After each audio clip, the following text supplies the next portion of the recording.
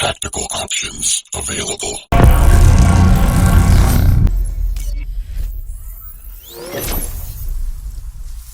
Hej, cześć, witajcie, z tej strony Sullivan. Witam was bardzo serdecznie w dzisiejszym filmie, w którym zrobimy sobie tier listę misji do Crysis 1.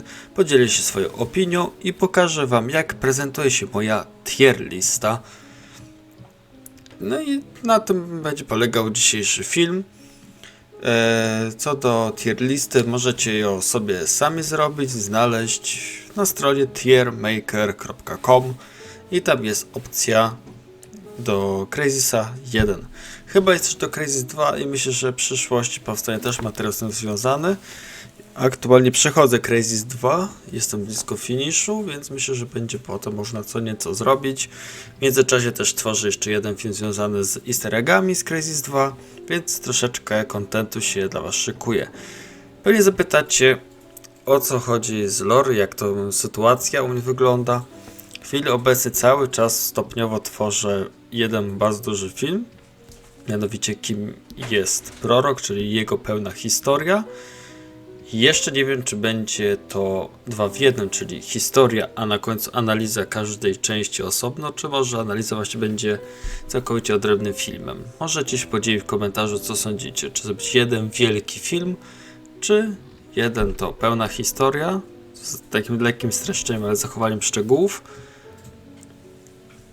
a na końcu tą analizę, czy tą analizę właśnie moją, każdej części, czyli na przykład to co w komiksie, to co w książce, to co było w Crysis 1, Crysis 2 osobno, no to dajcie znać w komentarzu. Dobra, nie przedłużając, tak jak mówiłem na początku, robimy tier listę każdej tutaj części. I S, A, B, C i D są optymalne, bo F tutaj nie potrzebujemy. Chociaż myślę, że wszyscy wiemy, jaką wy byście misję wybrali. Ale pozostawmy, że niech będzie przynajmniej ten D. No dobra. Na pierwszy że tak powiem, początek idzie kontakt, czyli nasza misja pierwsza, którą my zaczynamy. Na wstępie pragnę zaznaczyć, że moje kryteria oceniania jakie są. Oczywiście każdy ma z was swoje, nie? Bo dla mnie troszeczkę będzie balansu, ponieważ będzie dotyczyło lore, czyli co tam takiego jest związanego z lore, czy coś odkryliśmy ciekawego, czy jest takie fajnie poprowadzona fabuła w ogóle w Crysis. Druga sprawa to jest po prostu projekt mapy, czyli czy mapa jest długa, krótka, intensywna, czy taka spokojna. A trzeci to ogólny fan, czy mi się mapa podobała w moim odczuciu. Czyli oczywiście wrażenia z gry. To co mapa prezentuje, bo wielkość to nic, jeżeli mapa jest po prostu zwyczajnie pusta, prawda? No więc, kontakt. Misja pierwsza, której zaczynamy całkowicie naszą przygodę. Wydaje mi się, że jest dobrze poprowadzona, jeżeli chodzi o moją opinię. Mapa jest wręcz dobrze stworzona, wykorzystana w większym stopniu. Tym bardziej pamiętajmy jednej zasadniczej rzeczy, że stworzono mapę, każdą poziom i mapę na jednym wielkim modelu wyspy Lingshan, więc kształt, wielkość jest niby realistyczna. No ale dobra, kontakt. Jest według mnie bardzo fajną mapą, dobrze wprowadza, że tak powiem, do gry. Nie jest za ciężka, ale też nie jest jakby za prosta, chociaż wydaje mi się, że jest prosta, ale wydaje mi się, że na sam początek każdy gracz ją ogarniał i raczej każdy dobrze wspominał. Minusem na pewno według mnie jest stosunkowo szybka śmierć naszych 2 kolegów. Przede wszystkim Azteka, którego nawet nie zdążyliśmy ani troszeczkę poznać i czy o nim się czegoś więcej dowiedzieć. Błazem w sumie to samo tak naprawdę, chociaż to troszkę pośmieszkowo, kilka żarcików było, ale tak naprawdę niewiele. Ale fabularnie się całkiem nieźle trzyma, więc wydaje mi się, że kontakt zasługuje na mocne A. Jest optymalny, ale nie jest też jakiś fenomenalny. I się tego w sumie trzymajmy, prawda? No dobrze. Czas na drugą misję. Wracając do kontaktu, to ogólnie fajnie, że można przejść na cicho, na głośno, że gra wynagradza grę na cicho i tak samo na głośno, że więcej przeciwników, że na przykład odpuszcza przeciwnik flarę, to przyjeżdża jakiś dodatkowy patrol. W miarę logiczne ułożenie tych oddziałów. Jedynie upierdliwe są łodzie, które niektóre jadą wzdłuż brzegu, a niektóre gdzieś tam jadą, brawo ja, pływają. A niektóre tam gdzieś sobie pływają. Jak jest, tak jest, nie? Oczywiście też podoba mi się tam z tym cepidami, że da się je wykryć, że wiecie, tak jak lombard spada, zeskakuje z spadochronu, to widać tego cepida, co leci. To samo jak się zbliżamy po Azteka, to widać szybko przemykającego cepida, dosłownie taki fiu, poleciał, kurde. No dobra, teraz czas na misję drugą, Recovery. I jest to jedna z misji, które bardzo dobrze wspominam. Głównie ze względu na drugą fazę tej misji. Jednocześnie jest tak świeżo, bo znajdujemy oczywiście zabitego błazna. I tak naprawdę gra nam już na samym początku daje wolną rację bytu, bo mamy dostać się do wioski. Dróg jest niewiele. Mapa jest, wydaje mi się, bardziej liniowa niż to miało miejsce w misji pierwszej. Ale jest taka jakby intensywna lub podoba mi się tak, jak zostało zaprojektowane. Możemy spotkać snajperów i ich zabić, możemy pojechać drogą po prostu jeepem i atakować inne jeepy, czy iść plażą, a może dostać łódkę i popływać sobie naokoło. Bardzo mi się też podoba to, że wykonując misję poboczną znamy lokalizację zakładnika, a jeżeli nie wykonamy, to dopiero przy wejściu do szkoły dostajemy info, gdzie dokładnie jest dany zakładnik. I najlepsza część tej misji to jest właśnie niczym Predator, niczym Rambo możemy zagrać i mieć opcję dostania się do wioski. Możemy wjechać na pełnej możemy opłynąć łodzią, możemy zrobić desant, przebić się przez miny, a może przejść naokoło, albo się przekraść dosłownie jak Rambo między z patrolami przeciwników. Naprawdę świetnie misja zaprojektowana, wioska też w miarę ok. Ratusz, takie malutkie smaczki też są. Jedyny minus według mnie to troszeczkę, że psycho nam nie pomaga, że przychodzi na gotowe. Co prawda wywala drzwi z buta pięknie, ale tak poza tym no niewiele robi. Dalsza część no to budowanie klimatu z tym badowskim, że możemy znaleźć jego ciało. No i że przychodzimy do proroka i idziemy przez sieć jaskiń. Ogólnie mapa jest fajnie zaprojektowana, szczególnie opcje dotyczące infiltracji do tej wioski, czy to przebicia się, wysadzenie stacji benzynowej, na przykład jest możliwość wjazd na pełnej, za pomocą ciężarówki, snajperka. No kurczę, dla mnie mapa taka idealna, żeby właśnie mamy ogromną pulę możliwości, co możemy dokładnie zrobić. Sam element po zniszczeniu czołgów i dotarciu do proroka jest już troszeczkę bardziej liniowy, ale jest intensywny, mi się podoba. I szczerze powiedziawszy, ja Recovery bardzo dobrze wspominam i ja dałbym jej eskę. Naprawdę, jest dla mnie to jedna z lepszych misji, jeżeli gramy przeciwko Koreańczyków i to my mamy, że tak powiem, pełną swobodę działania. Ale oczywiście są minusy, ale uważam, że to jest świetna misja dla graczy, którzy chcą się bawić w równe opcje. Ok, przechodzimy do misji trzeciej Relik.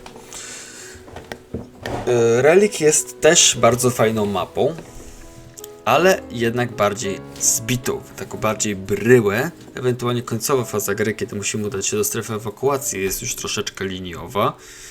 I stosunkowo chyba najnudniejsze według mnie, chociaż klimacik jest z tymi samolotami, nie licząc oczywiście końcowej, ostatniej misji, jaką jest neutralizowanie oddziału Koreańczyków na nanoskafandrach. Naprawdę misja fajnie też poprowadzona, co prawda trochę też tracimy proroka, bo psychol wiadomo, że udał się odeskortować zakładniczkę, tą Koreankę, która prawdopodobnie pracowała dla CIA. No a prorok został porwany, zostawia Scar z granatnikiem, taka ciekawostka. Dostajemy nasadkę i broń, amunicję, co prawda tylko 40 naboi, ale jednak. No i to, że my jako Nomad kontynuujemy misję, no i w sumie mamy też duże pole do popisu. Podoba mi się najbardziej element zniszczalnego mostu drewnianego z linką nad przepaścią. Bo można też naokoło iść, no ogólnie też fajna mapa, ale jakoś troszeczkę dla mnie mniej fenomenalna niż Recovery. Dałbym je na pewno, dla niej na pewno soczyste A. Na pewno. Bardzo mi się ta misja podoba. Głównie właśnie przez działanie też takie w stylu Rambo, Predator. Bardzo mi się podoba. No i czas na kolejną misję. Assault. Assault. Szturm. Moja ulubiona creme de la creme misja. Jedyna, której my gramy tak naprawdę w elementach dżungli, gdzie są też elementy portu, hangarów, czy takie walki bardziej w stylu miejskim, struktury miejskie, czy struktury przemysłowe dokładniej. I misja, gdzie współpracujemy z Psycholem, bo jednak on coś tam robi, coś strzela, to samo inni żołnierze amerykańscy. No i mapa jest gigantyczna, wprawdzie do tego też dużo pola możliwości, możemy łodzią, możemy snajperką, możemy przekrać się, możemy, mówiąc brzydko, rozkurwić całą mapę. Oczywiście są pewne minusy, że nie można się wysadzić na statku, bo oczywiście na Strickland wyzwie od debili. No, mapa według mnie, mówiąc krótko, najlepsza kwintesencja Crysisa, jeżeli chodzi o działanie w walce przeciwko Koreańczykom. Serdecznie ją polecam. No wiadomo. To jest jeżeli mówimy o tych, no to zdecydowanie Assault jest najlepszy.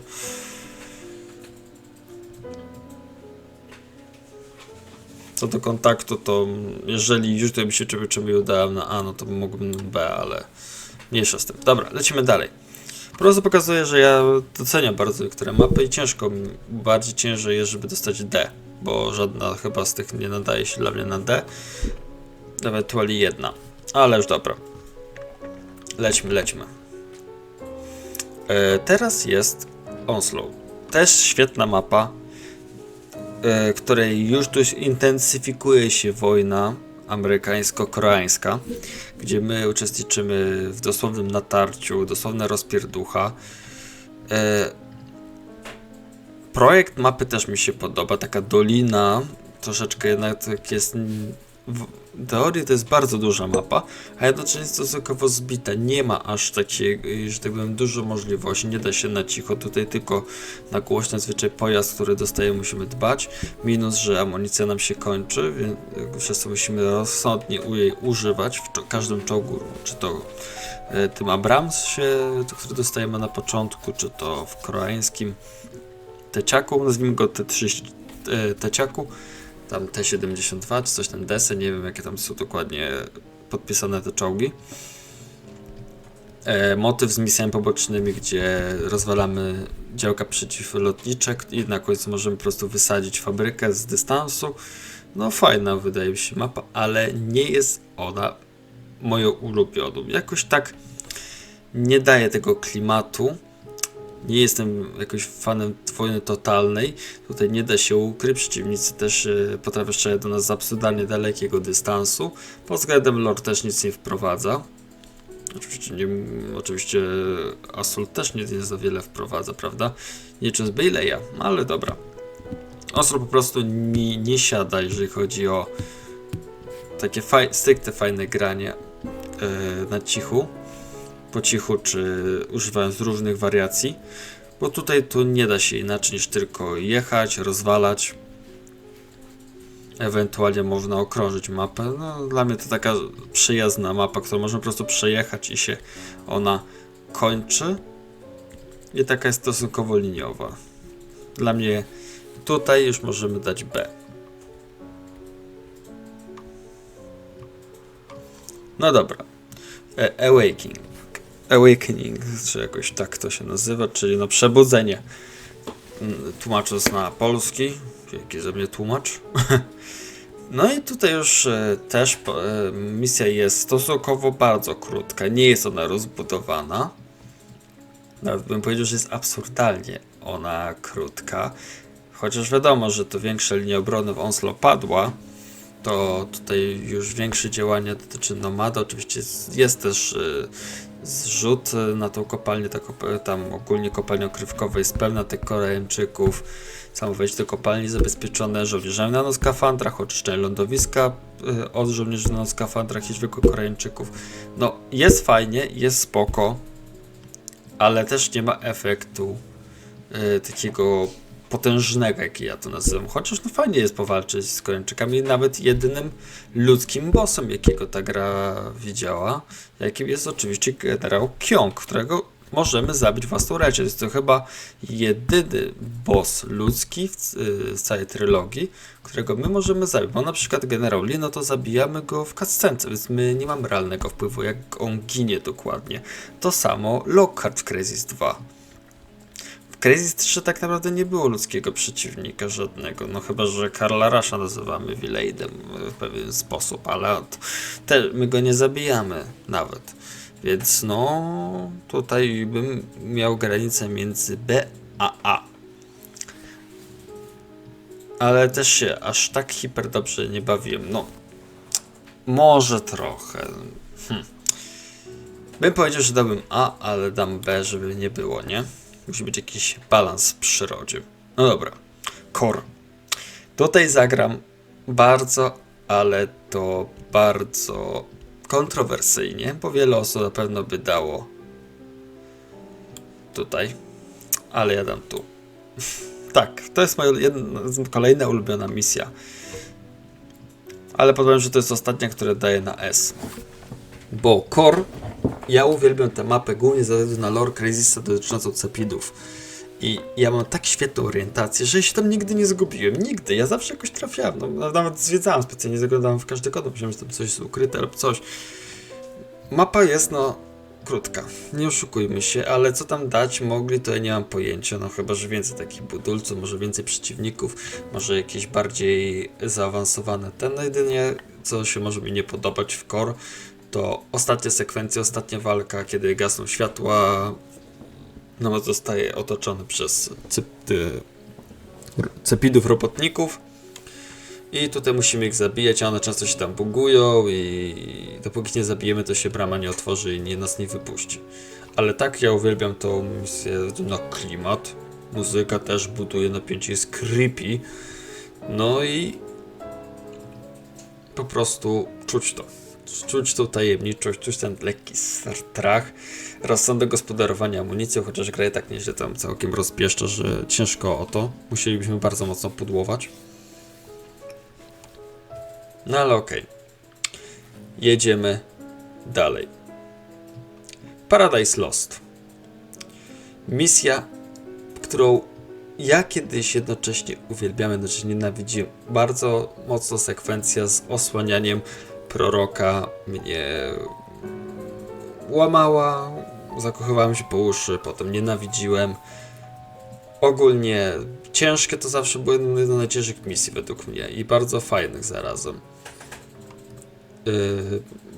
Projekt mapy jest spoko, mapa jest w większym stopniu wykorzystana, lorowo też całkiem fajnie. Jedyne co, że głupio, że prorok nie może sam nosić tej broni, a my sami możemy mieć karabin. No ale dobra. Ale mi się ta mapa podoba. I dam tutaj soczyste B. Mógłbym mało A, ale już dobra. No i słuchajcie, zbliżamy się ku końcowi. I mamy teraz Exodus. Exodus nie jest moją, że tak powiem, ulubioną mapą. Jest według mnie najgorszą mapą ze wszystkich. Jest krótka, jest ograniczona, jest liniowa i tak dalej. Ja bym kiedyś umieścił znacznie wyżej. Głównie ze względu na sekwencję z jeepem, jazdą z prorokiem, strzeliwaniem tych cepidów latających wokół nas, uratowaniem Heleny, no i bronieniem się przed Stricklandem i epicka scena, kiedy ten poświęca się, żeby ocalić Nomada i resztę w Vitolu, w samolocie Vitol. Ale ta mapa jest najbardziej zbugowana, bo tu możemy zostać zabici przez Stricklanda po oddaleniu się od proroka, że nam dezaktywują na nas skafander, nas zabijają, prorok nas wyzywa i też nam grozi, że nas spali dosłownie żywcem, jak to zrobił z Błaznem i Aztekiem. Oczywiście oni nie żyli, więc musieli ich nanoskafandry spalić, ale żeby to zrobił nomadowi, który żyje, bo zdezerterował, to już ostro. No i Exodus zrobił najgorszą mapą. Jest straszliwie krótka. Jest mały, jest intensywna, nie będę ukrywał, ale no nie podoba mi się to jak to tam się zachowało. Uważam, że mogło być dłuższe. Brak logiki w działaniu, że prorok nie poleciał z Nomadem i Heleną. No po cholerę. Skoro są tacy cenni, to czemu oni razem nie polecieli? Bo miał nagrania, nie? W swoim nanoskafandrze dla dowództwa. No, dla mnie brak logiki. To było sztuczne przedłużanie. No i ogólnie... No, ta misja... Kiedyś bym dał ją pewnie co najmniej B, ale teraz to już ja wiem, że to jest jedna z najgorszych misji. Ascension. Samolotem Vitol. Nie będę ukrywał, że ja bym ją do D nie dał, ale C maksymalnie tylko. Między D a C. Jest to, no misja też taka zapchaj dziura. Nomad dostaje samolot, bo musi. Ale po chwili lata jak kurna popierniczony as przez tworzy. No i rozwalam. Tutaj nie ma nic do fabuły. Po prostu mi się podobało ten samolotem Vitol. Zakochałem się dzięki temu w tym samolocie. Oczywiście nie są takie same jak z multiplayera, ale jednak. Reckoning. Maksymalnie C. Może B by było, gdyby nie parę rzeczy. Ciężko ją umieścić wyżej. Jest to też jedna z najsłabszych map, głównie ze względu na jej po prostu rozmiar. Co tu się dziwić? Granie tylko na lotniskowcu jest no po prostu nudne. Oczywiście ma klimacik, wchodzimy do po prostu czuć te zaszczucie, czuć te klaustrofobię, walcząc w tak ciasnych korytarzach, w rozwalającym się statku, że się poczuje w Titanicu dosłownie, tylko że z epidami, które próbują cię zabić, zamiast wodą, która podtapia statek. W miarę logicznie wszystko to poprowadzone, same tam elementy też mi się podobały. Fajnie jest to, że jeżeli się zgubicie, to postaniecie przy jakimś NPC, to was pokieruje jak dotrzeć na miejsce, do zbrojowni na przykład. No kurczę, są smaczki, stosunkowo wszystko jest logicznie, ale jest jedno i w sumie dwie najważniejsze rzeczy, czyli końcowe bossy podsumowujące całą grę. Reckoning według mnie miało świetny potencjał, żeby być nawet na A, głównie ze względu na bossy, bo sam wojownik Cepidów, ten, który zabił Stricklanda, który dostał się na lotniskowiec, on był spoczko, on był dobrym wstępniakiem. Ale sama sekwencja walka ze statkiem obcych, tym wielkim, który wynurzył się z wody, który było nawet w pewnym momencie widać, jak się szło, że rozwala sąsiedni niszczyciel, który stojąc będąc w formacji otoczył ten lotniskowiec, otaczały te niszczyciele, statki niszczyciele. Ten lotniskowiec to jeden został zniszczony przez niego. To widać tam w jednym momencie. No to w samym Reckoning on po prostu się wyłania i ma działka, wyskakują tylko cepidy. No za prosto. Naprawdę. Kiedy jako dziecko się jarałem strasznie, że zabiłem, ale teraz po latach ja mówię sobie, że to było po prostu to było proste. Nie było tego czegoś, nie było tego zaszczucia. Nie czułeś, że to jest ten boss, ten kurde, ten, który ma być kwintesencją, którym powinieneś dokopać się, pomęczyć i potem czuć ogromną satysfakcję. Znaczy, dalej czuć można satysfakcję, ale to nie było, że to był wielki statek, to po prostu jakby drugi wojownik, ten wielki Cepidów postawić. Wyszło podobnie, po prostu brakowało mocniejszego kopa, wydaje mi się. Więc jako zakończenie też jest minus to, że Nomad z prorokiem polecieli na wyspę i tak się gra zakończyła.